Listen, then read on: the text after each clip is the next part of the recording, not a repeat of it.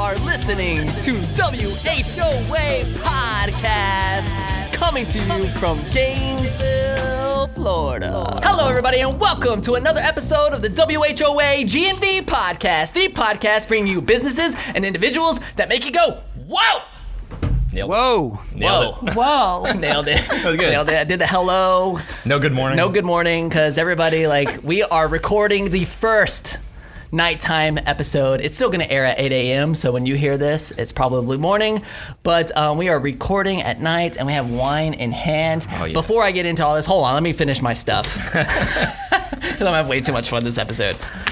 I am your host, Collin Austin, and my co-host is King Michael D's, first of his name, the ultimate foodie, king of dad humor and mother's pub, cow of the lightning fans, master of fixing the printer, and father of scooters. Happy 6-year company anniversary to my man, Michael D's. I'm not worthy of any of that. Maybe other than the anniversary part, but thank you. Dude, that was awesome. Good. Are you kidding me? Genesis worked so hard on that intro, and it was excellent. It makes a lot more sense knowing point. that it came from Genesis than you, but... Hey, I'm not going to spend all that time. I would just say your name's Michael D's. Right. But what's up, man? That's a great introduction. I'm good. How are you, man? It is July 29th, It is and July you are 29th. getting ready to go into August craziness. It's right here, right around the corner. It's School's beginning to look coming. a lot like Scooter Christmas. This is what the whole year is about is August. So. Dude, what do you feel about drinking wine on the podcast? Dude, you're gonna hear a lot more slurping than I'm excited. I'll try to back away from the mic whenever that happens. But. Dude, do you want me to introduce you to our guests? Yes, I'd love to meet our guests. Dude, welcome to the Shint Show, all right? There's an N there. There is an N. The Shint Show, all right? You guys, we have Team Shint, Clint and Sheena Asbell, owners of Haile Jewelry and Loans, celebrating 10 years in business this year and 13 years of marriage. And they are here tonight with wine. They brought wine. Smuggler's one. And we've already poured some, and I'm already feeling good. I told you I don't know if the AC is just really set to 80 degrees in here or if I've already just, wine. It's gonna be okay. But you guys, welcome to the show. What's up? What's up? Thanks for having us. They're excited. They're excited. Super excited. You guys, so we've been doing our husband-wife episodes, okay? Several of them. We're releasing one every Monday in July. You guys are the last one, All right. I think. Bringing it home. Right, July 29th. This is the last one. Going out with a bang. Bringing it home. We're so honored to be last. Seriously. Hey, and So you who guys. canceled? Somebody canceled. I know. It's cool. It's all good. We get Not it. true, but Not true at all. I'm excited that you guys are here. Thanks, and man. it's funny because Sheena, I haven't really engaged with you a lot on social media, but Right. with Clint being at the master that he is at social he's media, the Insta wizard. at Diddy style and everything, and we've engaged a lot on Instagram, social media. You're basically a fiend at that. And so now I'm like, dude, come be on the show. Bring Yeah, the man. wife. Let's do this. Let's do this already. I feel like it's a long time coming, honestly. Yeah, absolutely. Glad to be here. Super excited, man. Cool. Well, I'm ready to dive into some stuff, man. yeah. No, I want to hear the story. Yeah, I want to hear the story too. So this is what we want to do. So we just want to throw it back a little bit, kind of get into the story, talk about, how Haile Jewelry and Loans started, where'd the idea come from, or even your entrepreneurial background, whatever. Take us way back. All right. Way back. Yeah, and it start with I actually Okay. I like the personal history, where did you guys meet, Well, we're ACRs, so we met at Buchholz High School, baby. yeah, That's what's up right there. ACRs. Yeah. I was a sophomore and he was a senior. So, All right. That's where we met. That's where the true love story began, I guess you would say. Did you start dating in high school? Or? We did, Okay. yeah. So we dated for 3.5 years in high school. For me, he's a few years older than I am. And then we kind of went our separate ways during college and then reconnected, and the rest has been history. Where'd y'all go to college at? So I stayed in town and went to UF. Okay. He went over to Flagler. And, Santa Fe and then Flagler for 2 years. Yeah, so he golfed over there and got to do the beach thing, and I stayed here and went to UF. So I love Okay. Gainesville. Like, you can't get me away from here. I love it. Now, were you guys like dating Then I got in college sucked back. too, or No, we you took guys a break. actually We took a break. Yeah, we took a They break. were on a break. We were on a break. I love that episode. Of It was Friends. I'm a sorry. 4-year break. A 4-year and it was break. needed. But that may have been during key those for our success. years. Yes. Okay. So Maybe. I don't know. So you guys got. So what? You came back to Gainesville? I And I got sucked back into Gainesville like so many do. Okay. Yes. Just And, rekindled the fire. yeah. Like, what? How did that go down? Oh, that's Dude, another. that's Another episode. That could be a whole nother Yeah. episode. That's the liquor episode. But we're on this episode. So That's a whole separate episode. yeah, it was like reached out of curiosity, and we met up and ended up back together like that. Yep. And Just picked up where we left off. yeah, so we needed. realized that we probably should have been together the whole time. Everything just fell back into place, like we had never left one another, and Got engaged 3 months Yeah. later. So, Oh, wow. I mean, we just really picked back up and kind of got back into the groove of everything. We think we needed to both kind of go our separate ways and do the college thing and kind of let things, just see what happened with it. And that's basically what happened. So, And so when did you guys get married? 2006. 2006. Yeah, 2006. We got married over in St. Augustine at the Casa Monica Hotel. Okay. Beautiful. Love it over there. Cool. So, St. Augustine's awesome, dude. It is I fun. like Yes, it is. We like to go there a lot. So, You all right. coming up on an anniversary? Is that what I heard? We just passed. Just Last passed. week. Oh. Just passed. 13 Oh, years. is that Cheers to why I saw the 13 years, pictures in like the? Would you guys to the Bahamas or Yeah, something? we went and swam with the the pigs. Exumas. Yeah, was that cool? Swimming with pigs? Yeah, it was Amazing. pretty cool. They're pretty aggressive. I'm not gonna lie, they're pretty aggressive. They're trained and conditioned now. If they see a boat, they know that you're bringing them food. So and they're large. The pigs are very large. And there's lots so- of pig poop on the beach. yeah. There's So don't Interesting. step in the pig poop. yeah, so you know, not the you don't- cleanest beach. right? So that's the stuff you don't see on Instagram, right? Like this huge pig running after you. You know what? Next time you go, I want to see the pig poop on the beach on your Instagram. Okay. Come on, All right, man. Diddy This- style. it's- I got it's all- you. It's all about the realness. I It's got all you. the authenticity. authenticity, Stop right? putting the The stop filter. putting the That's like the filter- Fire Festival version of the Yeah. real life. Yeah, exactly. Do that version. All right, I wasn't even Keep thinking it- about keep it capturing real. the pig poop. Yeah. Well, dude, the pictures were awesome though. It looked like a great time. It was- Dude, there's Every not- time there's I no- message you, notice every time I message you, it's when you're on vacation. I'm Yeah. like, Oh, Like, what is this everybody dude does that. doing? Really? I'm like, Everybody dude, does where that. are you right it's now? like, hey guys, we're gonna leave, and so the store, we're gonna have some coverage, but we're gonna go on vacation, and it's like everyone starts blowing us up, like Yeah. the minute we're on the plane. I I'm get like, it. Colin, bro, you never want to talk to me. you know, Except now. Half the time I'm like, hey, when you get back, let's connect. He's like, I'll be back Monday, and then like, no, No, I don't want to talk. I don't want to really talk to you till the next Comes and goes vacation. until the next vacation. That's funny. Yeah, but it was pretty epic. If you haven't been to Exumas, I would highly recommend it. Yeah. There's not a bad picture in the Exumas, even of pig poop. I promise you. It's true. Well, dude, the beach pictures are epic.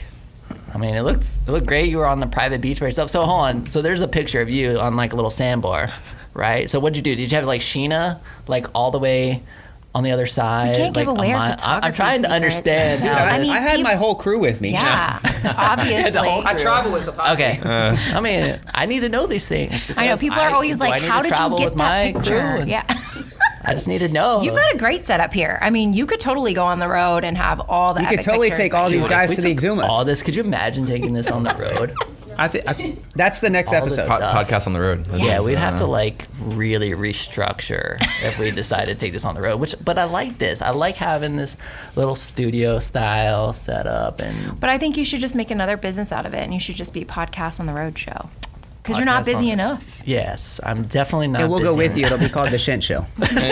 Nice. Hey, I'm not kidding. You stuff guys writes should itself. absolutely start that podcast. Oh. It will write itself. I'm down. Yeah, we've kind of been. All right, so tell me a little bit about the when you start a business, because I mean that's what we like to talk So about. the on great show. thing and the bad thing about us both is we have no entrepreneurial background At all. whatsoever. At all. I mean, what you guys major Sports in? management, sports sciences. That's what I read. Sport Yeah. management, Okay. because I thought I was going to play golf forever. That didn't pan out. Did you know Ty? Like yeah. real? So No, I actually met Ty later. okay, you met Ty. Yeah. Guy's younger. We're an older generation. Yeah. Okay, well, excuse me. Let me I'm just sorry. put that out there. Sure, he'll be flattered to hear that. Yes. I think Ty was 10 when I graduated. Yeah. Legit. Okay. Yeah, But so- how do you how do you segue from sports management, sports sciences into pawn and loans? Oh man, so this was a total accident. Family friend I was kind of just looking for an opportunity, fell into the glamorous position of working in a pawn shop. Everyone was so proud of me. 4-year degree, and then I'm working in a pawn shop. But I basically had this mentality of learning the business, and I wanted to grow with it. So I wasn't just working as a job, but it turned out really well.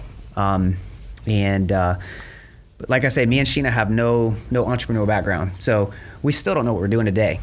But we've been faking it along the way. Sure, absolutely. It's probably good and bad. Yeah. Seriously, like No, we're it really probably is funny, we're like horrible business people, but we spend all our time building relationships and doing great things in the community, and it's panned out for us. It's it's worked out well, and we're still here 10 years later. So That's awesome. That's true. So what year did you start the business?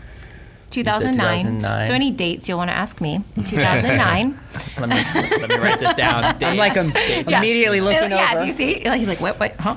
Yeah, so Haile you guys Jewelry had and been married Loans for opened in 3 2009. years. Correct. When you Yes. started the company. Yes, And you guys were, like, let's just do this or what? So he was working in a traditional pawn shop at the time, and I was actually working for Nationwide Insurance. So my mom is from Columbus, Ohio, and she actually was relocated in Gainesville when Nationwide Insurance opened here. So I always say I'm a Nationwide baby because I just grew up with my mom working there, and then I fell into that. As I was going through school at UF, I needed a part-time call center job. So I used to have little headphones in and take like claims in the call center Just there. like this, with Yeah, wine. kind of like, yeah, I wish I needed wine then. So I had a corporate background, and when he was working in the traditional pawn shop, he was like, I really want to figure out how to reach more women and kind of change maybe people's views of the pawn shop, because I deal with really awesome people, but then I deal with some not so awesome people, and then the people I'd like to reach won't come in because it's like this negative, association.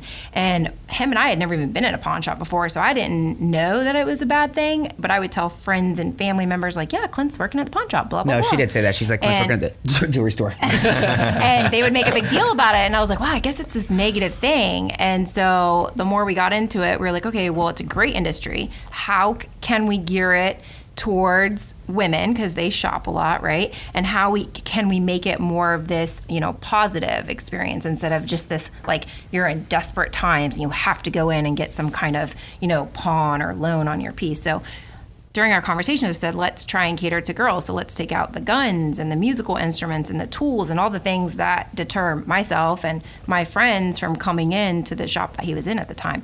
Let's just do jewelry and handbags, okay? So now that's like, oh, it's not a big deal, right? Because handbags are everywhere. But in 2008, when we're having this conversation, there were no designer handbags locally that were pre-owned. And the only place you could really find pre-owned Louis Vuitton, Chanel's, Gucci's was eBay, so online platforms, or maybe somewhere out west in California. So he said to his boss at the time, like, hey, we want to do this, but we want it to be a pawn shop, but we just want it to be bags and jewelry.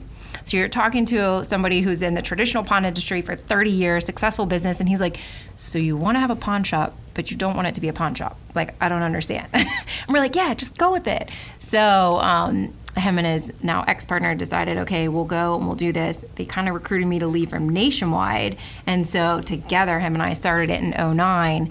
And it was a very difficult time in 2009 as far as the economy was really adjusting. Recession was starting to hit. The market was really kind of volatile. Mm-hmm. So everyone was like, this is going to be crazy, if it works. And then we're like, hey, and on top of that, we want to open in Haile Plantation, the most affluent area in Gainesville. So everyone over there was like, well, we don't want a pawn shop here, because they're thinking generators and musical instruments and tools and things like that, bars on the window. So kind of had some pushback there, worked through all of that, and once we opened and it literally just looks like a boutique, people understood.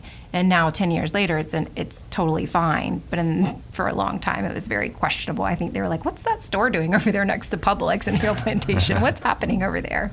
So that's kind of how it all started, and then we've just ran with it and kind of really made our own niche for women. Great. Can I get some more wine? Right. So first wine break. Red. Ding, ding, ding, ding. No. Is there something in that one? So it started over here. primarily with jewelry and handbags. Is there one in that one? Oh, over there? he's still Open that one. Have you pivoted, adapted at all? Have you broadened anything, or you're still It's primarily still just jewelry doing and jewelry and handbags. handbags? Now we can do everything, but the thing, we don't deal in guns.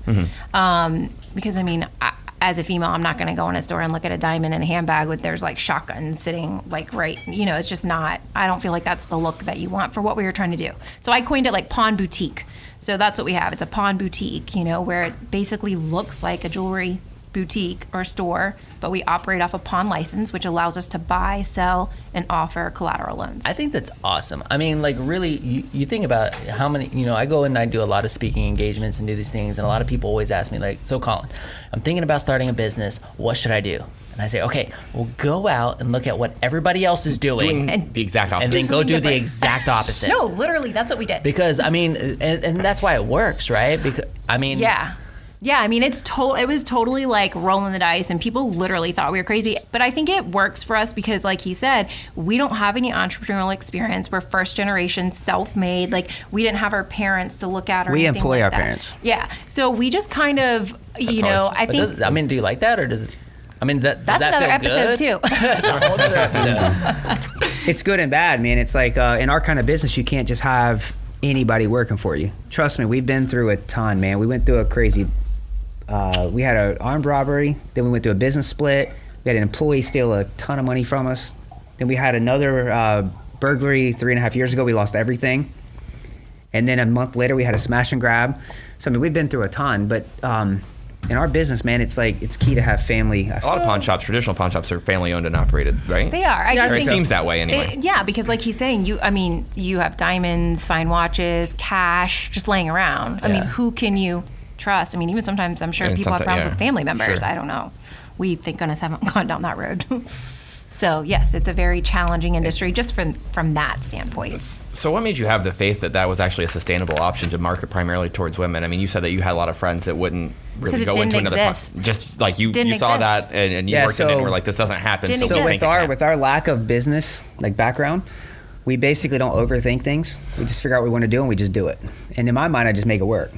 Did she have to So- convince you at all that that was a good idea, or No. you were completely it bought was in? no, he was like, what do I need to do to get more of that type of like clientele? And I'm like, okay, here's my thoughts on it. He is more of the risk taker than I am. I'm definitely more of a risk taker now, 8-10 years in. But then I was like, well, I think this will work, and I think this is a good idea. And he's like, all right, let's do it.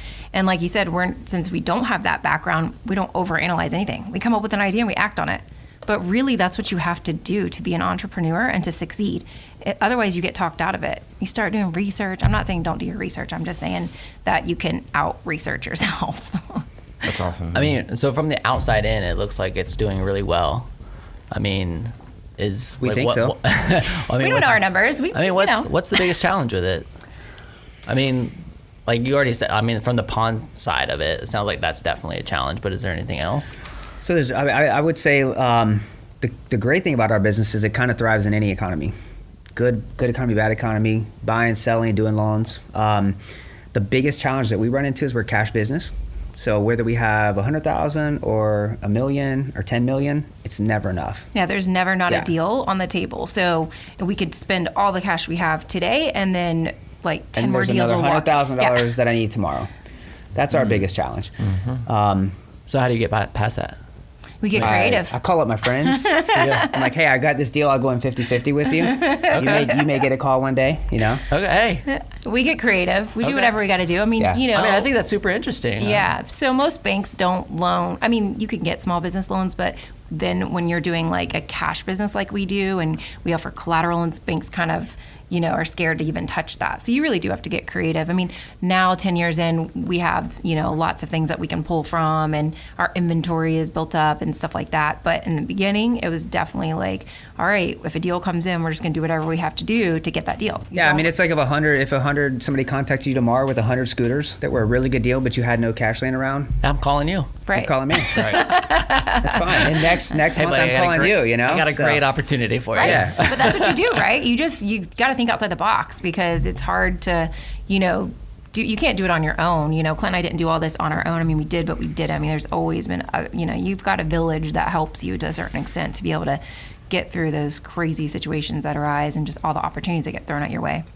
Okay, so let's dive a little bit into the operational side a little bit, because I mean, one of the reasons, and I was super psyched to do a nighttime episode, but I said, hey, we normally do this in the morning, and you're like, yeah, but like, got to open up the shop because we really have a limited crew, right?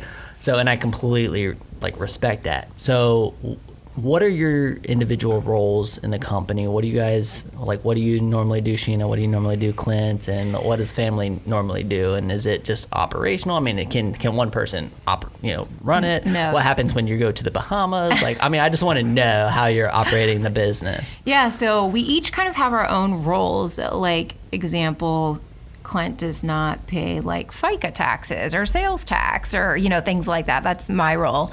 I've just kind of adopted that and work with an accountant and self-taught things like that, right? But he's the person that's going to be closing like the larger deals, the behind the scenes stuff that 15 years in this industry, people call every day like, hey, I want this, I'm looking for that, do you have this, I need to sell this. He gets all those phone calls and is usually brokering a lot of those deals. I'm in the front a lot. I mean, he is as well, but when people come walking in, I'm usually the person that's there. So I'm going to help with buying at the counter. I'm going to help with selling, loans. I do that. Now the logistics for shipping, because we do a lot of online sales too. We operate on eBay. We operate on First Dibs. Obviously social media. Some things sell that way as well. I have to do the social media. Yeah, he does all the social media. Diddy Style does all the social media. It's my new full-time job. Yes, it is. So the logistics of the shipping and things like that, my dad works for us and he helps us with all that stuff. So if you ask me a question about shipping something to like the UK, I'm not going to know. I'm going to have to go, hey Dad, how does this work? So how much of your business is online versus like your retail shop? Probably half. Yeah, Really? it's about 50-50. Yeah. Okay. And most of that's coming through eBay? eBay, First Dibs, social media. I think that we've tried to line ourselves up to where when we close at 6 o'clock, we're still making sales. When we're on vacation, we're in the Exumas, we're still making sales. That's kind of been a huge part of our business. Yeah, and we've been doing that since we opened. And so what happens when you get back? You ship them out, or is most of the time we don't leave. It's usually my father-in-law still there. We had a fourth employee that just kind of randomly went under part-time. So when we were gone, they still ran everything pretty smoothly at like 90%. But now we're down to the three of us. That's tricky. Okay. So you guys are like splitting that time. I mean, one person can run it? No, I mean, there always needs to be both of us there, really. The store's too busy. If you would have asked me, 6 years ago or something, I'd be like, yeah, I mean, insurance purposes, no, it's not safe to leave one person there, period. So there's always multiple people there. Okay. But the people coming in and the transactions and stuff that's happening now, I mean, there definitely needs to be both of us there. Okay, do you guys get tired of each other? No. No, we love each other. We work together. Husband and wife answer. We work together. We go home and hang out together. We travel together. We do everything together. And we're happy. Yeah, really. Like, it seems weird. People who have worked for us and stuff, like my niece. They're like, you guys are sick. Yeah, people usually are like, you guys are really disturbing. Like, you don't ever really get into argument. You don't get tired of each other. But I've been saying for a long time, I'm like, aren't you tired of looking at my face yet? Like, I ask him that. That's a serious question. Like, are you tired of looking at this? Because I'll just move somewhere. No, dude, she other pays all the bills. Yeah, see, that's and she's like, no, you make all the money. I'm like, it works. Yeah, we're a team. See, Clint, do you ever get tired of being like the point person for like the sales and stuff?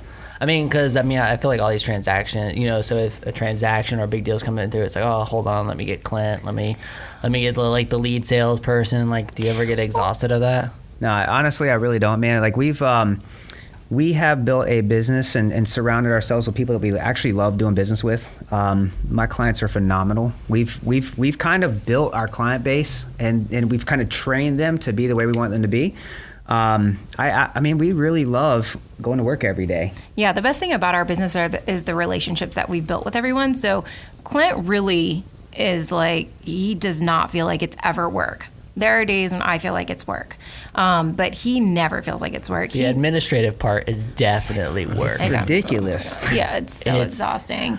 I mean, I basically outsource that part as much as possible because it's terrible. I know, and I'm I do all the bills. I'm scared to outsource my administrative part. Yeah, I always tell him he's got the best assistant ever. I do. I really need an assistant as just half as good as me. I mean, it sucks. It really does. The administrative part of It's a very business. time-consuming. No business owner goes in business for themselves for that part of it, No. right? No. Like, it's the worst. It is, yeah. And I think I'm kind of scared to let it go just because, you know, it's my business. It's my store on the line if anything gets messed up, you know? And so I feel like there's so many different things that we do. It's just not a straightforward operation, and there's a lot of gray, and I just feel like nobody will get it done like I will, so I just haven't turned it over. We've had these conversations about like, hey, how can I, you know, not have to do all this kind of stuff, but it's really... and maybe you don't have to. I mean, as long as you're making what you want to make, and Yeah. you know, I mean, I think it depends on what your aspirations are, right? Like, if you Right. really want to grow it, or like have multiple stores, or do Right. that kind of things, then you're probably going to have to. Would Yes. be my gut. It's Yes. like, all right, you're gonna have to do that if you want to Absolutely. have all this. But if you're perfectly happy making what you're making and Yeah. running the business that you're running, then you don't. Yeah, I don't see us ever scaling. So we're not interested in multiple locations. You know, I just think that in the 10 years we've been in business, we've experienced enough that we're very happy with where we are. We want to continue to grow, but I don't want to have multiple locations. There's only one Sheena, there's only one Clint. And I like the people that we work with and the relationships that we've created, that I can't imagine having that, you know, somewhere else, and starting over with another location just seems exhausting thinking about it. So have you guys thought about having more Sheenas and more Clints? Yeah, that's kind of impossible these days. So I don't know, like cloning or something. We are open. We're open to it. Yeah, that's a tough thing too. Haven't found them yet. Yeah. Yep. Where I was going with that was like, is there children in your future?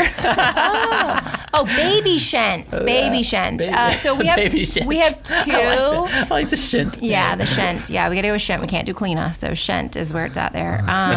We have two little fur babies that we love very much. Okay. Little Frenchie, Cash Money. He has his own Instagram, of course. He gets more visitors than we do. He really does. Like, they come to the store with us, and people legit come in and they want to know if Cash is working today. It's pretty interesting. That happens here too, though. Like, I have to tell you, we had somebody come in the other day that was like specifically looking for a cat. Yeah. See? Like, that happens. That definitely happens. We had cats that were left here, Huli and Stella, and they got their own Instagram page, and now people Yeah. actually come in here looking for It's them. crazy. I mean, really, that happens at the store all the Where's time. Huli been? I haven't seen him in like 2 days. Oh, I don't know.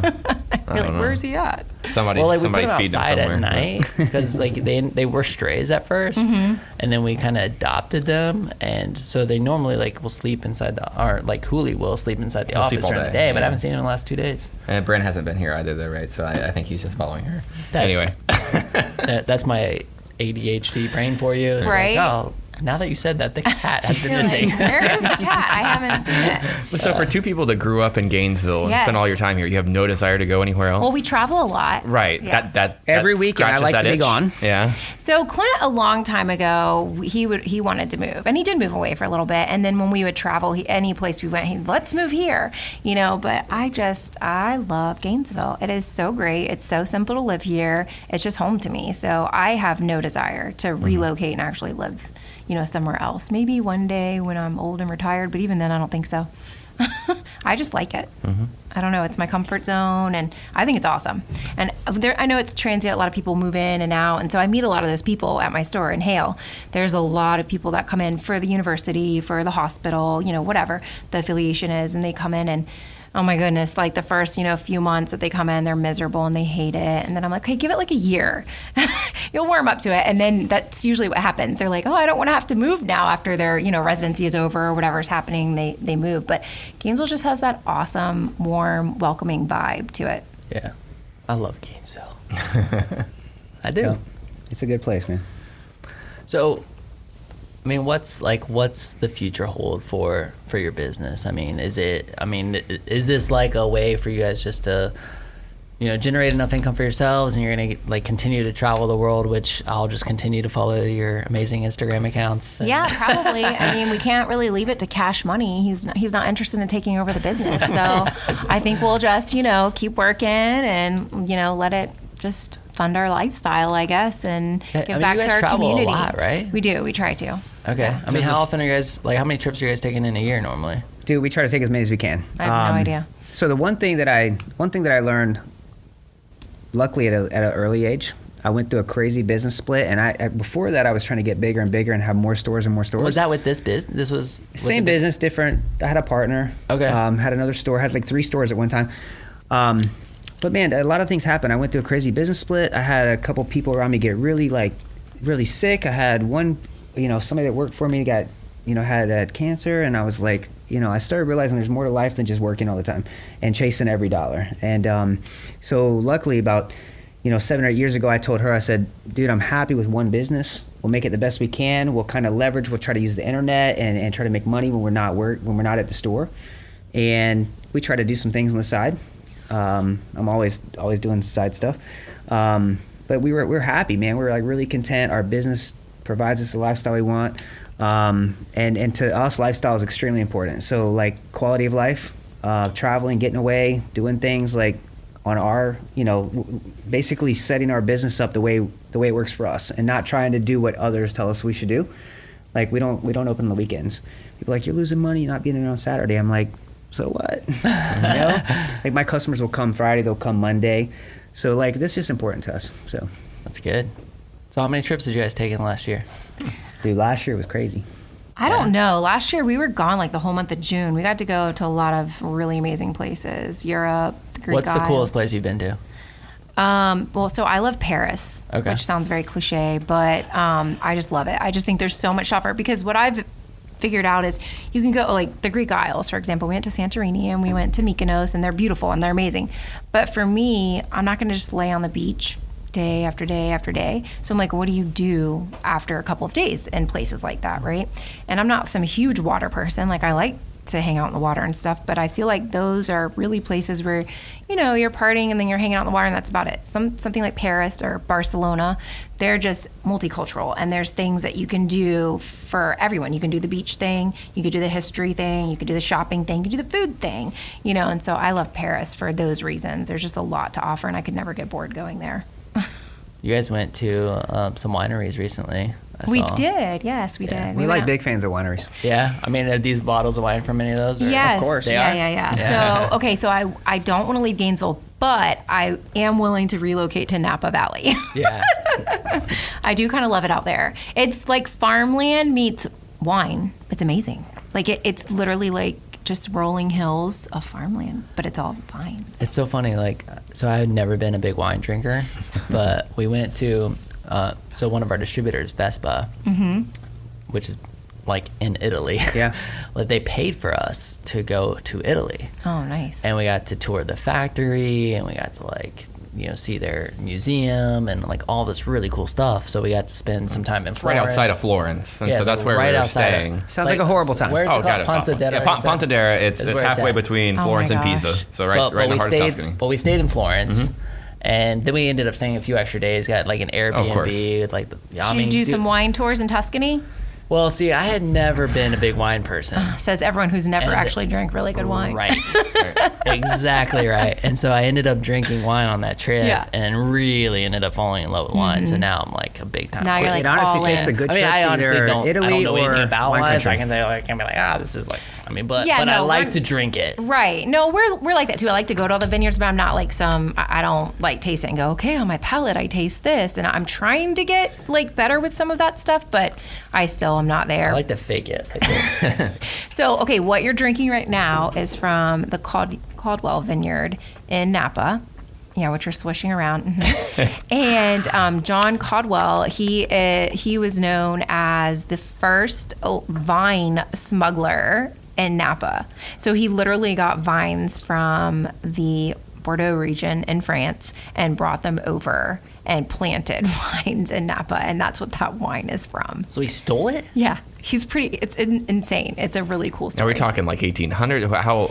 No, this was like, let's see, I think 1970s or something, Oh, wow. 1960s Oh, maybe. okay. Yeah. So not too long ago, really, in the He big was in the picture. shoe business, so he stuffed all his shoe boxes with vines from France vineyards. I mean, that's just Totally. entrepreneurship. Yeah. Like Dude, that is entrepreneurship He just at got its creative. So of course we got to meet him, and we're like, Clint's like giving him all these business ideas. He's like, so for your like anniversary wine, I think you should put it in a shoebox, and that's how you should distribute all of your wine, you know, for that year. brilliant. Whereas I know we thought it was cool because It's again, common, I it's promise. something different, and nobody does that. So we thought it'd be interesting, but we'll see what Tells happens. a story. I mean, it's a Yeah, huge it tells part a of- story. Yeah, It's delicious. yeah, it's really good. Yeah. I like it. Hey, so talk to me a little bit about like influencer marketing. Like, do you guys do any with your business? Because I know, like, so you have, how many followers do you have on Instagram? Like 80 something? Probably. 80 something. Now with your 80, business, right? like, yeah, Like 80. 80 something Like thousand. 80. Oh, Okay. 1,000. Okay. Hold on, let's just look it up. I have no idea. I might actually have 80. Like 80 followers? Yeah. 80,000? Bro. Hold on, let me look up. Let me just find this real quick. Diddy style. 80.7K. All right, so you have that, and I mean, obviously it's because this Instagram profile is beautiful. Go look at it and check it out. But I mean, with your business, are you guys? I mean, I know you said like 50% is online, and you're Yeah. doing some stuff on eBay and that kind of thing. But are you doing anything with some influencer marketing, or? I don't do too much with influencers. Okay. I do a ton with Instagram. To be honest with you, man, like 2 years ago, I was one of those people I was totally against it. I was like, I hate this. I'm never doing it. And my wife had like, back then we had like my niece working for me, and we had a intern working. Mm-hmm. And so I'm giving him direction. Sheena's like, I'm giving him "Talking to the direction. mic." I'm like talking to the mic. This That is was- a podcast. That was Make a sure you're window getting into your the business voice recorded. operation, I'm sure. She My does this all wife, day. my wife is showing right now. totally keeps me. It's like, customer just walked in the door, honey. I know. Go. Know your role. Know your role. No, that's the key to success. People are like, think it's this mystery. It's like, no. How are you married? It's the same thing. What's your role in the marriage? That just translates into the business. Open communication and know your role. And talking to the mic. And talking to the mic. I recently learned the term HBIC, which I think probly everybody knows. Yeah. Yeah. Do you? Okay. Yeah. Is that accurate? Or Yeah, or HMFIC. What's that? No? Do you not know what that? I have no idea what you're talking about. I'm lost. I'm right lost now. too. Well, it's good. It would be like We are bleeping lost and together. editing. Cheers. All right. Okay, sorry. Go ahead. Talking to the microphone, Clint. Yeah, so basically, it's about a year and a half ago. I surrounded myself with these 20-year-old kids that were crushing it on Instagram, and I told my wife, I was like, dude, I have to learn how to do this stuff. And I don't think it was until maybe like a year and a half ago, we put a house on the market, and I made this crazy video with music, and it was awesome. And we were at a charity event the next night, and I'm not lying when I say probably 75 people came up to us and were like, oh, I saw your house. You know, it's crazy, it's beautiful. And so I was like, dude, none of these people follow us, like us, or comment on our stuff. I was like, but the people are seeing it. So that's the day that I was like, we got to do this for real. So I basically followed, these young kids for like a year, learning how to do this, learning how to grow Instagram, learning how to build a following. And I kind of think it's changed our business, really. Yeah, I mean the social media game that he's like stepped up. So he's bad with time. So it's been a longer than a year and a half or 2 years. I think it's been about a solid 3 years, almost 4, that he's really been like hustling the Instagram part. And I think that people really underutilize it, and they kind of don't realize the importance of it. And in our industry, the jewelry world, they're very old school. I mean, they like half of them don't even believe in like websites and stuff like that. So I mean, so is that your customer? Is your like what's your perfect customer? Like What do from you an age standpoint, like like average demographic, age? I guess is what I'm asking. I think average age is probably 40 to 60. It's kind of wide, but we don't just sell jewelry. So we do so many different things. You We got the handbags. do handbags, we do jewelry repairs, we do fine watch repair, we do loans. So our target market's a little bit different. We don't have just that, also, we probably couldn't even tell you what our target market is. Again, we don't do any of that kind of market research like we should. We moved our business a couple years ago. We just randomly bought a building like a mile down the road. We're like, this is going to be better because we're going to own it now. And people were like, so how many customers live in that zip code? I'm like, It's a mile I'm down like, the road. It'll what? be fine. What are you talking about? It's a better deal. I'm like, We got they it. will follow us. Yeah. So Trust me. So then we got paranoid. I was like, oh, well, maybe we should have like researched something there, but we didn't. We just were like, oh, our It's the lease is up. 5-second rule, man. It's like if I got to make up my mind in 5 seconds and just do it, whether it makes sense or not. I know people think we're like crazy, I'm sure, but whatever, it works for us. That's probably why it works. I think so. We don't overthink anything. I like that. Like, I think it's, I mean, I don't know, just being different. Like it when you works. asked me to be on this podcast, I would And you're typically like, say no. no. If I thought about it for longer than 5 seconds, but I was like, I'm in. I'll bring the wine. Yeah. You know? I emailed him. I'm like, hey, what do you want me to have to drink on the podcast? He's like, I got it. I'm like, all right, cool. Yeah. That sounds like a response you would get from him. But it is, man. I think that I think so many people underutilize social media, and I truly think it's a game changer.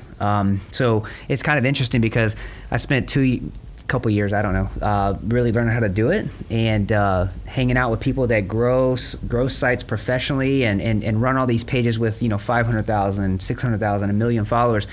And so I kind of learned the game, and it's kind of funny because within the jewelry industry now I have people reaching out to me to try to get me to help them grow their social media. So I'm currently running or helping grow like probably about 15 different pages, and I just do that myself. Okay. So I haven't scaled it. Obviously, we're not good at the scaling game, but I mean, I think it's important, man. I think it's really changed our game. We haven't done traditional advertising in almost 7 years. Yeah. So that's pretty much the majority of what we do. But social it's media. crazy to think about how technology has changed. Like in the 10 years that we've been in business, I mean, we sunk all of our money in the beginning on TV, radio. We had large vehicles, Hummers, that we would wrap with, the name of the store. And nobody doesn't, what does everybody do now? Instagram and Google reviews. That's it. Honestly, I mean, that's it. Everybody walks in my store every day because they're like, I Googled you and you have however many reviews. We have 200 and whatever. And so that's why they all come in. It's super now. interesting that you say that because, like, I hate to, like... Compare?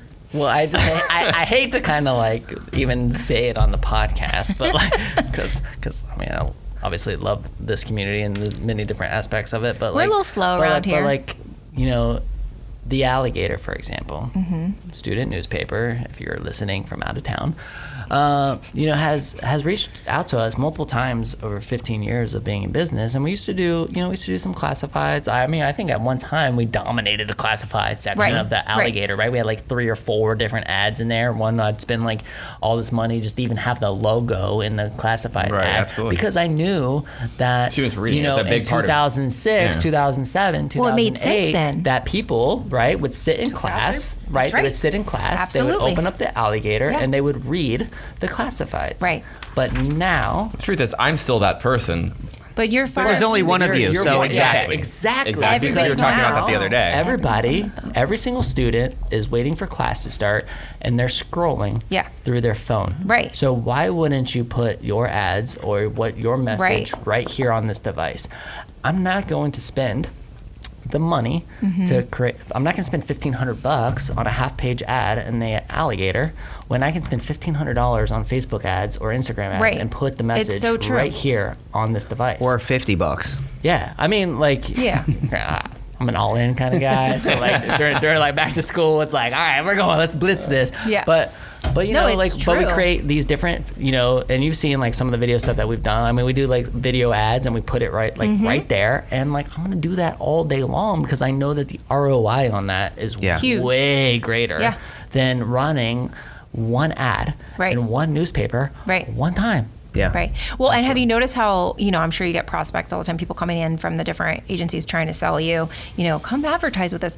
I've noticed too the past few years, they all want to sell me like their social media package, like they come around, they're like, well, if you aren't interested in like the print ad here or whatever, we can manage your social media and your website and this and that, so they're having to adapt, these large print companies and radio stations and TV stations are having to adapt to what everyone uses now, which is social media.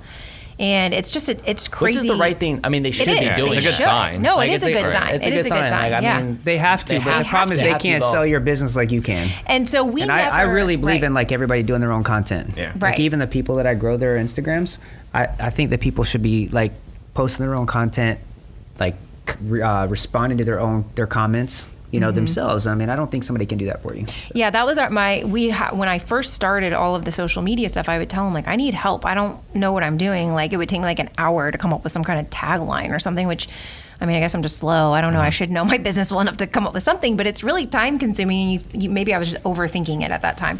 And so he would say, people would come in and ask if they could, manage it. And I was always like, nobody can like talk about my store like I can. Nobody can talk about it like Clint can. So I was like, no. And we both still really believe that. Maybe if you have a different type of business, not that my business is complicated, but it's hard to have the voice that we have to talk about our store if you don't understand buying and selling. Buying is a very like confusing thing for people to grasp, especially we're buying jewelry and diamonds and bags and whatever walks in my door, right? So how do you teach somebody to, talk about that for advertisement purposes? So I'm glad that we stuck with like us always growing it and kind of curating our own content because it's paid off for us. So you guys, everything that you guys do is like on you? It's a one man. It's a team two-man shint. show. Team shint. Literally, that's it. Okay. Yeah, I mean, like he's like, hey, come over here. I need your arm. I'm gonna put this bracelet on you, and then we record it. And so my dad works for us, and so he likes to catch like the behind the scenes stuff. So there's random times Like I picture post. on picture. Yeah. I'm like, post. dude, don't you have work to do? I will post like funny things about like, oh, this is what, because I'm like doing some random arm raise in a position and, Clint's trying to get the perfect angle. And so my dad's really funny about capturing that kind of stuff to show kind of the real life behind that. But yeah, it's just us doing it. That's good. So when you were going to school at UF was it sports management or sports sciences? So I did exercise sports sciences, which I'm so old, they don't even call it that anymore. Okay. It's now called applied physiology and kinesiology. So it's at least somewhat similar. I was going to say, did you ever think that you would be an arm model? No, definitely not. I definitely didn't think I'd be an arm model. Definitely didn't think I'd own a pawn shop. All of the things that, it's basically how most people's story ends up, I feel like. You never really end up doing what you think you're going to do at 20. Yeah. I was in biotechnology. Thought I was going to work for the CDC. And CDC, I was 2 letters off. I was CEO of a scooter shop now. So, It works. Yeah. It works. Yeah. Similar. The glamorous life. And it's funny thinking about how we've grown this scooter dealership. I mean, it's been with content creation, right? Yeah. And doing a lot of YouTube. I mean, I see our YouTube channel consistently just gain subscribers, and I'm like, man, like, who wants to subscribe to a scooter? But I mean, That's awesome, but it's though. so niche. Yes. Right? It's so niche. That's why it works. That's why it works. That's why it works. Yeah. And I mean, and that's what blows my mind. And I know I hear you say like, oh, like you've got this on your own. That's great. Like, I mean, we do own like a media agency. But so we do like help with, other small businesses. But you do focus this. on But- voice and stuff like that. I mean, it's all stuff Yeah. that you know and which is care super about. interesting, right? So like when we talk about like our 3 pillars and the areas that we focus on video because video content and a lot of it, and we focus on social media and we focus on personal brand. Those are the 3 pillars. We're not building websites. We're not doing a lot of logo design. If we're doing a logo, we're like literally turning your signature into an animation, right? Like because we're focused on the personal brand. So, it's interesting even for me as we like develop our unagency and like our where we're focusing our time and helping our clients. It's just different. It's not in the traditional areas of agency life. You know what I mean? Which is appealing. That's why it works. Yeah. So. I mean, we're definitely off to a really good start, but it's super interesting to kind of hear you guys, talk about like the content creation side, because that's something that is really, really spiked. It's just like, hey, like there isn't, unlike a lot of these companies that are coming in, there isn't a package. Right. Like, there's not a one size fits all. No. We're literally sitting down and saying, okay, like what's your goals as an organization? Where do you want to be? Like, do you want multiple stores? If you want multiple stores, your strategy is going to be completely different than if you want one store that provides for your lifestyle. Right, correct. Right? So it's completely different. And that's what makes it so unique, because I'm sitting there and I'm analyzing that and working backwards from that goal in order to help these businesses come up with strategic plans in order to accomplish it. And I mean, and obviously that's the rewarding part because, it's fun for me to be able to do so as long as I can get all the administrative BS off of my plate. Surround yourself with good people. Yeah. I mean, you do. You have to. You have to. That's why I said it. I'm like, you have to surround yourself with good people. It takes a village to get any. They say it takes a village to raise a kid. I always say my story is my child. It's 10 years old this year, and it's definitely a labor of love. Mm-hmm. No, I totally get that. It's funny because you always think about, you think about both the scooter and the media company agency. I think about the scooter one. And it's funny because as long as I've been co-hosting this podcast, I try to sometimes force myself in a perspective of what these other businesses are. But for yours, the similarities are really crazy to me. We talk about the industry norms, the reluctance with the rest of the industry to do stuff like websites and social media. So that's something that we've known in the scooter industry is definitely a thing. A lot of businesses, not necessarily local competition, but in our industry nationwide, are mom and pop type businesses that they lunch pail to work and that's all they do. Right? They don't want a website. They don't run a social media page. They're not doing any of that. They're like, I'm not doing that Instagram. Right, exactly. I mean, like dive into that a little bit. Like the scooter business, you think about it, like the scooter industry, for example, a lot of the. You want some more wine? He's got some over there. I'm Just like tap giving your the glass. wine Yeah. signal. Shout out to Drew. He just showed up Shout out today to and ended Drew. up being our sommelier. I know, he's awesome, and we go to church together. Yeah. Oh wow. Heyo. And he's pouring me wine, so this is great.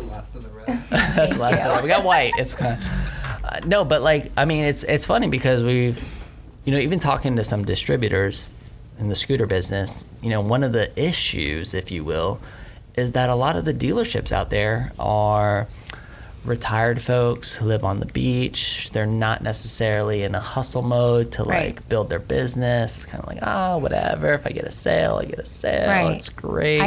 Can you imagine that day? Like I can't imagine that day. I don't think I'm wired like that. I don't think. If I was 70, I don't know. think I'd be wired That's that what way. I'm saying. Like, I mean, I think that's all. I think that's also going to be a generational thing because we're kind of growing up in that. Yeah. Where it's like, hey, that's not going to necessarily be the future. Where in the past, I feel like a lot of people planned and at like 62, really planned like I'm going to retire. Exactly. Okay. But I also think and there's I can people tell you how that many work times I heard in my 50. childhood where it's like, I'm going to retire when I'm 50. Right. Or I'm going to retire when I'm 40. Right. Like, I couldn't even imagine 40. retiring. I think a lot of those times it's people that worked 40 years and never took a vacation. Correct. And so they're Correct. waiting for that time to finally enjoy their lives. Whereas generationally, we talk about the vacations you guys go on travel, and we work that into our current lives on a year-to-year basis. You're correct. I think that is so a you big don't have difference. to look forward to like 50 so you can actually take a trip. There's no day that's ever guaranteed. Yeah. So I don't know. My personal philosophy is why mortgage the next 40 years from now and hope that I have 20 years to enjoy life. If I work till I'm 80, but I get to enjoy a couple of vacations a year, then so be it. Just go to the Bahamas now and swim. Right. That's right. Do it. Go Swim check with out the some pig pigs, poop. baby. But there's other similarities too. You talk about the way you guys have built relationships and how important that is, and then also the stigmas that are in your industry and how you've tried to buck those. With us, it's often that thing. It's automotive industry, whether it's the sales side where everybody has a situation, whether it was a used car salesman, that's the kind of proverbial snake, right? People walk into our showroom and that's the kind of experience they expect, or into our service department and everybody's kind of been screwed by a bad service department that tried to sell them something they didn't need, and so we're always constantly fighting those stigmas. So I think it's interesting that you guys have tried to buck that trend by building relationships, and so I kind of want to explore a little bit more of how you do that.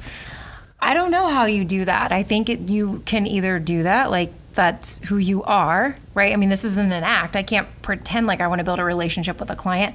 It's just who Sheena is. It's who Clint is. Like, we're those people. I feel like, I mean, what you see is what you get, and I want to know about you. I want to know about your wife. I want to know about your nephews or your nieces or what you did this weekend. I don't know. That's just how we are. It's just a values-based It's just a thing. value-based thing, and also I'm very invested. We're both very invested in the community, and these people live in our community with us.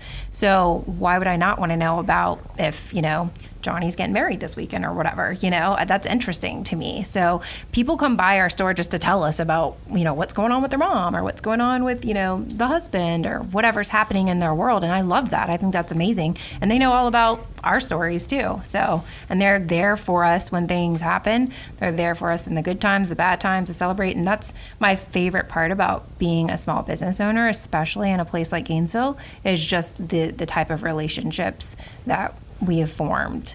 And I know that's not probably the norm for everyone, but there are a lot of people that we shop with here that's the same type of mentality. So maybe it's just who I surround myself with as well. So when somebody walks in the door, you said you're usually the first to greet, right? Yes. When someone There's only two of us. 50-50 shots. We usually like run. Somebody's we're gonna like be- running to the door, so it's either you're gonna get Sheena or you're gonna get me. Yeah, Dad doesn't come out much. So if you don't know this person, because Yeah. I assume a lot of people do come in, they are the people that you said Googles, just yeah. come in and want to tell you Yeah. what's going on in their lives. But if it's somebody that you don't know, how do you start building that relationship with them without coming across as being salesy or with an intention to sell them something? You know what I mean? Like what is your specific so like? I think that is a great question because I think that goes back to the fact that we I did are. it. Finally, it took me how many Mike episodes? finally did it. Yes. After all of these That episodes, is a he great finally question. asked a great question. I'm so No. proud. But it kind of ties into what Clint and I keep saying, how we Just don't took really a know line, what we're that's doing. We don't really know what we're doing. So I've never taken a sales course. So if I've never taken a sales course, how can I come across salesy? And I know how I like to be treated when I go on places. So I kind of keep that in mind. I'm really not trying to sell them anything or I'm just having a conversation with them. It's funny you say that because one of the best salespeople I've ever seen in our business is actually your wife, Shannon. Yeah. And You the were reason, pointing to Colin for a minute. I was I know, like, I was gonna- I was excited because I wanted to pointed at get him, this and you're out. like, your wife. Thank you so much, Mike. Thank you for. Well, the pointing best to me. salesperson I know is this Oh, one you right mean- here. you mean so. my wife. Yeah. the reason Yeah. the reason why I say that, and she's been married to Collin for how long? You would ask me that after I've had 3 Come on, glasses Colin. of- I'm going to start 12 interviewing years you. in December. Ooh, congratulations. So by happenstance, and because she's been around, she's helped us out through a lot of seasons. So she knows Right. things. Yeah. But when she helps us out during busy season, she's not spewing specs. She's not doing anything. Yeah. She's building relationships. Yeah. People walk in.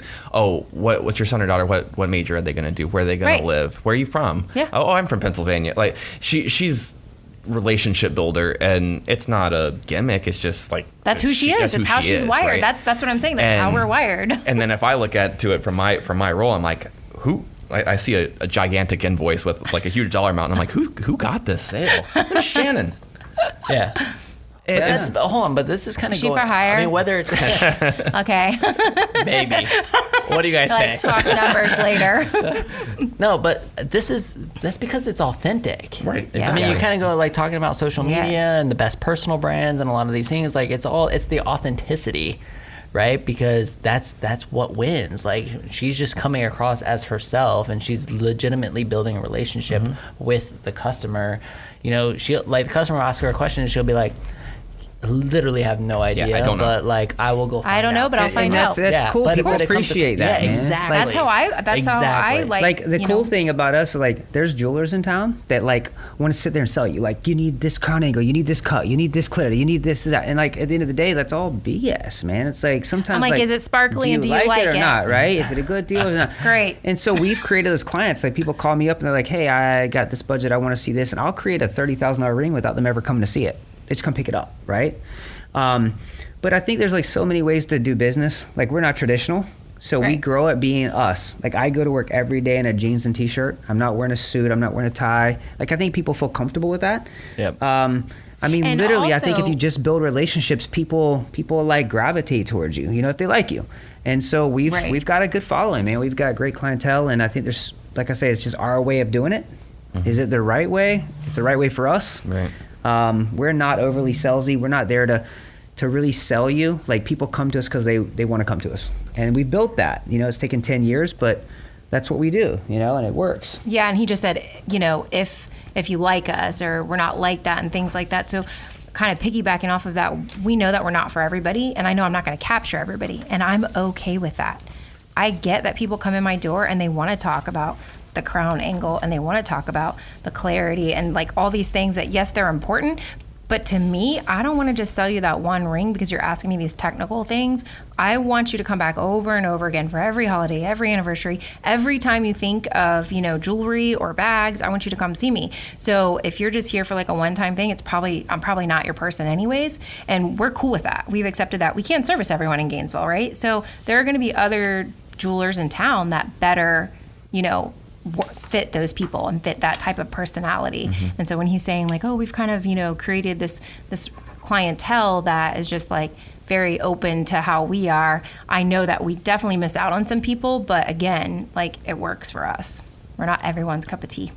Yeah. We talked to Cookie Cash about that, and I think it's an important, I don't want to say lesson, but like for business owners, It's to hard. to find the customer that you want to do business with. Yeah, it's hard in the beginning because, I mean, I'm not saying I don't want every sale because obviously Of course I do. you do. I do. I want every sale. I need it. But I'm sure those people, you know, who you're talking about, the other company, I'm sure they would say the same thing. Like, you just can't service everyone, and you're not for everyone. You're just not. You have to find out what works from you, whether it's from like with us, it's like, okay, we look at this dealership, it's 0.4 of a mile from campus. Our overhead is going to be way much more than anybody else's that we're doing competition with here locally. Yep. So our price is going to be different. Yes. Do we believe we provide value for that price that we're asking? Yes, Right. of course. Right.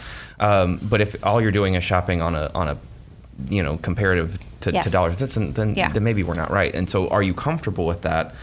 It is something that you have to answer Yeah. and kind of atone for as a Yes, business, right? absolutely. And finding that customer that is who you want to sell to and who you want to have a long-term business relationship Right. with. For us, it's often 4 years. Like, there's so much turnover. For Yeah. you, it may be similar because it's still Correct. Gainesville, and you talked Yeah, about the transients transient, yeah. and stuff like that. But is this somebody I want to do business with for 4 years? Do they understand it? Versus, are you going to try to get every single sale that walks in the door and Right. bend and break for somebody that's not willing to help you out too? And honestly, like, for a long-term business, like, I don't have it in me to deal with those type of transactions every day. I just don't. Like, I cannot bend and break, and, like, you cannot beat me down over, you know, those $50 or whatever. Like, for a longevity standpoint, like, I feel like that's not good for my entrepreneurial spirit there. We need to wrap this up in just a few minutes, but like, have you fired a customer before? That was actually one of my notes too. Yeah. You have. Yeah.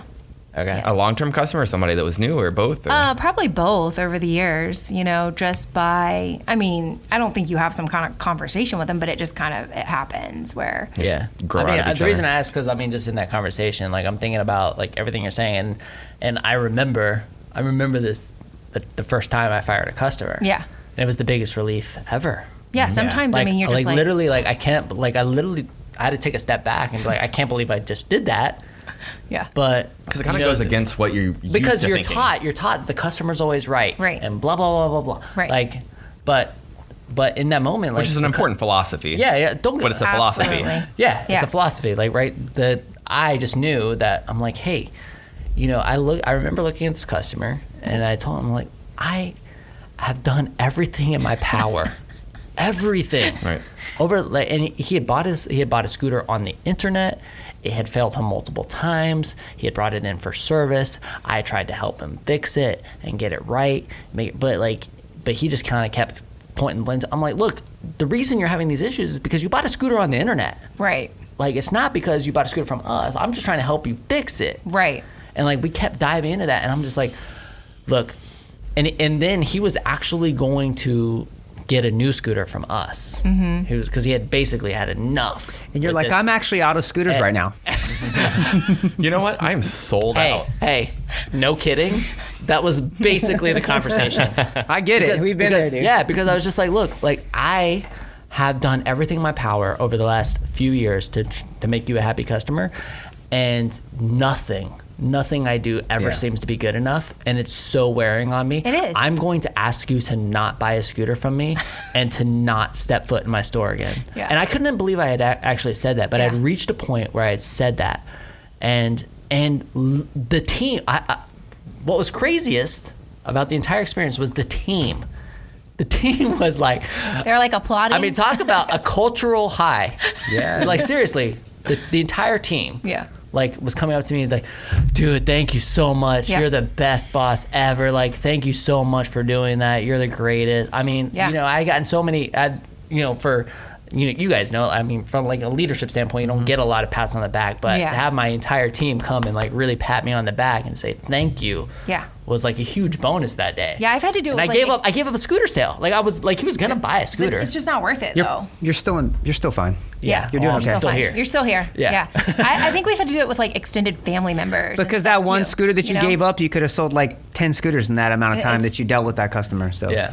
It's crazy. It's. I mean, Not it's to mention super, the stress it it's causes on a interesting. team or anything like that. Like, there's been, I won't detail them, several times where it's, you know, as leadership, you don't realize that person's beating up a team member over and over and over again. Yeah. And how many people do you lose, or do they stop having faith in you as a leader? Do you just never know that that's happening until you finally step in and do something like that and realize only after the point that you fired a customer that, oh my God, this is much bigger of a scenario than I even knew. I think I've learned now, though, over the years of working with just retail type, clients and stuff, that at the end of the day, that's that person. That's their internal issue, and like you can't make them happy no matter what you do. And so I'm like, that's a personal issue you need to work on. That has really nothing to do with whatever the transaction is in my store most of the time. The funniest thing about it to me is, I think, at least in my experience of doing the same thing, the majority of the time, they actually come back to you. They do. wanting the business back, because whether it's because they source your competition and it's not as good, or they're calling your bluff, whatever it may be, they end up being apologetic about the fact that you're now not willing to service them. Right. And I think that's an interesting thing too. And I don't say that from pride. It's just like you have to draw a line somewhere. Otherwise, people will beat you up over whether it's price or whatever. Absolutely. And knowing where that line to draw is, being okay with losing them, but then accepting, whether or not you choose to accept them or not, but accepting that there's a good chance they're going to come back. Yeah. If you believe in what you're doing and what you're putting out there, they're going to come back. And they come back as a whole new person. You're like, Right, where it's was amazing, this? isn't it? Yeah. I think it's like a mind game that they want to play with you. But once they realize they lose, it's like, okay, I'm done. I want to come back and be a real customer. You know what? I was wrong. And sometimes those customers end up being your best customer. It's so true. Yeah. I mean, I can think of a couple. Yeah. But it's so true. Yeah. Can I ask you another question? Yes, of course I can. This is my podcast. Hey, so from, I'm kind of changing directions here, especially as we get towards the end of this thing. Have you sold, your jewelry, your handbags and stuff through the content that you've produced? For sure. On social media? Yeah. And like, I'm talking 100%. but now, with that said, how have you measured it? It's pretty clear if I post a pair of diamond earrings up and somebody calls me 5 minutes later and says, I want to purchase those. I just saw you and I live down in Miami. Can you ship them overnight? Okay, Here's so my they're credit literally card. seeing the picture that you posted. Okay. I mean, I'll post 10 Louis Vuitton bags on an IG story and sell 8 of them by the end of the day. Okay. I'll post, sometimes it's almost like scary, because I'll post something and I'll get a response in like 20 seconds. I'm like, sold. Okay. So that, I mean, that makes it pretty easy. And I'm not one to track too much stuff, but it's Right. pretty easy for me to be like, okay, that was that's an very Instagram black sale. and white. You So, have like, this because yeah. your pieces are very like individual. Well, that's what I was going to say. It's a single- one-off. Right. So we don't, All right. you know what I mean? It's not like we have 100 of those bags that he's posting. So it's Well, like, I mean, and the whole reason I went down that rabbit hole was because like I did a presentation recently. I was speaking and somebody had asked me. They said, "Hey, they're like, so how can you track like how do you measure the success of your vlog? Yeah. right. Right? Like how do you measure the transaction?" And I was like, "You don't." Yeah. I was like, I just know it works. It works. Because and the reason I know it works is because a mom down in Miami who has a kid going to the University of Florida in the fall saw Absolutely. the vlog, saw Yep. the video, and said, "Hey, I'm coming to buy a scooter from you Yeah. for our son because I came across your videos, I came Right. across your content, and I realized that you were the type of business owner that I want to buy from." Right. And people always ask me like, "So how do you measure the success of that?" And I'm like, I don't know. Like I literally don't have like the answer. I don't have a measurement. I don't see a direct conversion on Facebook where you can like literally click the ad and see the conversion. Right. Like, I don't see any of that. Right. It's a little bit different when you have like a one-off piece specific of item. jewelry. It's It's all Right, good though, but some people right? spend all their time trying to measure how you track something. Instead of just getting it done. And I go and create more content. While you're trying to measure, like I'll never be the one to tell you I'm 3% down from last February. Like I don't know, man. I just go to work and I just grind every day. Yeah. But I don't need to track Instagram or Facebook or eBay and all that, because they're all up, they're all down. But at the end of the day, they all come together and provide our the success that we have. So we're not like big trackers too. I can't tell you how many I sold from Instagram last month. But I can Right. tell you over and over and over, I post something on Instagram or And it Facebook, works. and it sells. Yeah. So it's working, And if that's slow this week, then eBay's doing the job, or First Dibs is doing the job, or in store is doing the job. So Gotcha. Cool. This has been a lot of Now, fun. before we wrap up, though, I always like to look at the serve a higher purpose things. I mean, that's one. Well, it's true though. It's core value number 11 at New you Scooters guys, for Less to serve a higher purpose. You guys you work guys with have, like, core a values charity, and stuff. Yeah, we have core values, food for kids. Oh, yeah, we and do. I wanted to give you guys a chance to talk about that real quick because Okay. it is like it sounds like just in the notes that we get obviously a great charity, a great organization that you work with, and we'd be So remiss if we didn't talk about it. Do you so. know anything about Food for Kids? No, I mean I see the notes here. So shout out to the repaint team that actually does. Yeah, sure. Literally, I just got a notification that It says it's time for Collin to says go it's to time bed. for bed. But we're gonna do late night with Mike. Go to bed by 10:30 Late night with p.m. Mike. to get a full 9 hours of sleep. Oh my goodness. Sorry. No, I just see that over 7 years you've collected 97,000 pounds of food for Yeah. local kids, and Yeah. and that's just something that shouldn't be overlooked. So Oh, for me, thank it's like you. I just want to give you guys an opportunity to plug that, talk about Yeah. it, what you do with them. So Food for Kids is an organization here in Gainesville, and it's the Food for Kids backpack program. So basically, it serves all of the local public schools here in Alachua County. And Clint and I are both product of public schools of Alachua County, so we're super passionate about helping out any way we can there. What it specifically does is children who do not have food at home, it provides them with a backpack full of meals for over the weekend. Okay, so there are other organizations similar to it in town, like Catholic Charities and things like that. This particular one's a little bit different, and she services, like I said, all of the public schools here in Alachua County. I'm not sure which one's Catholic Charities does, and I know there's another organization too. Same idea. So it's 7 meals per backpack per child. So if there's a middle schooler who the teacher recognizes as being hungry, not, focusing, maybe having behavioral issues, they kind of dig a little bit deeper, find out, hey, there's not food over the weekend, because in the state of Florida, they get it during the week at school for free. So that teacher can reach out to the Food for Kids program and say, hey, little Johnny isn't, I think something's going on. Let's see what the situation is. Food for Kids can take on that child plus anybody else that's in the household that also would qualify high school, middle school, or elementary school, and they would pack a backpack for that sibling as well. So it's really phenomenal. Anyways, Clint and I didn't want to start our own charity because, right, we're running a business, but I wanted to partner with somebody in town that I was passionate about. And I felt like Food for Kids was an awesome, just like homegrown.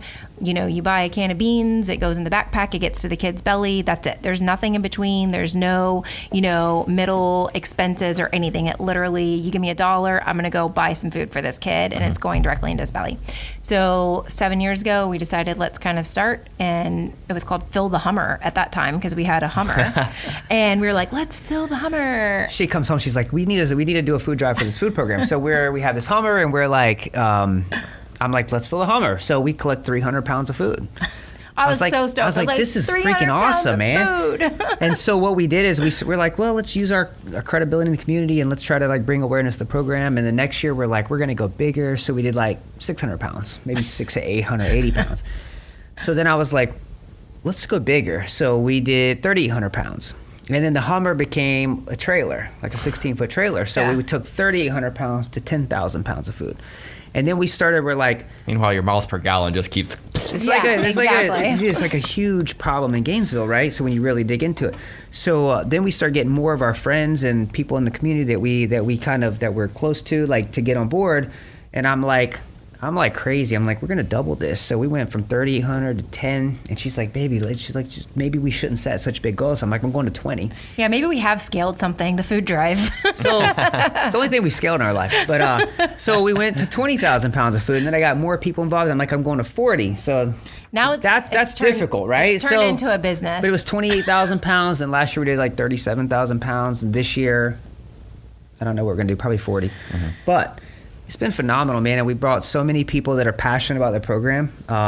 Just and awareness it's to it. been Just super cool. people, we're in Haile Plantation. I feel like people forget that there are a lot of other zip codes and areas to Gainesville and Alachua County than just the 32608 Haile Plantation area. So I like to remind people that the Haile Plantation in town of Tioga bubble is just that. It's a bubble, and I love it over there. That's where we live, and that's where our business is. But there's a lot of stuff that goes on actually within that community as well that people are not aware of, and one being that there are kids going hungry over the weekend. So that's where that comes from. And it's August 3rd this year, our final day of collection, and we're hoping that we will collect over 40,000 pounds of food. So this episode actually airs on July 29th, and so that gives us a couple days. But what's the best way for anybody listening to this to contribute? Is it monetary? Is it canned food? What is it? Go to Haile Jewelry and Loans, the Facebook page. There's an event, and there will be a lot of posts there. And there's a link that'll take you to an online platform where I'm doing crowdfunding, basically, Plum Fund.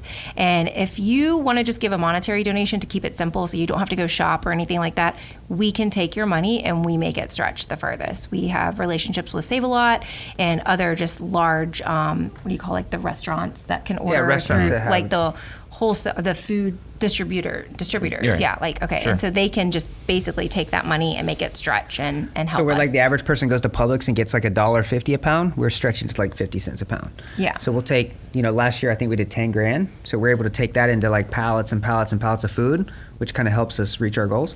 It kicks off the school year. So it basically, our food drive normally allows the program to feed the kids for the first semester over the weekend. So, and I mean, that's a lot. I don't know all the stats. She has it. Jennifer Moore is the person who founded Food for Kids program. So Fantastic. Yeah. Well, thank you so much for Thanks for that. letting me talk about that. I always Thank love seeing you. stuff like that. Thank you for letting me talk Thank about you that. guys. Super You guys are important. awesome. Oh, thanks. Thank you so much for coming on our show. Yeah, thanks for having us. us. On our night podcast. Yeah. Thank you for bringing 2 bottles of red wine. And they're both That we gone. killed, That we actually. killed. that we destroyed. I almost brought more, and now I'm kind of wishing I would have. No, this was really, really great. Should've brought a It was- six-pack. It was a super Yeah, interesting conversation. We kind of went into several different directions, which I love. Like, I love podcasts that are kind of like all over the place and Yeah. like, touch on several different things. But Mike, props to you for like ending on that note. Yes, That was, thank like, you. So great. Props to the repaint team. They do such a good job with providing me cheat sheets that I read. Yeah. So I'm glad somebody Thank reads you. them. No, I mean, Genesis, I think, is primary on this, but Yeah, but thank you. she's No, great. but stuff like that's great. But yeah. awesome. Well, so real quick, tell everybody, all of our listeners, where they can find you, whatever social media you want them to be able to connect with you on. Haile Jewelry and Loans at Instagram.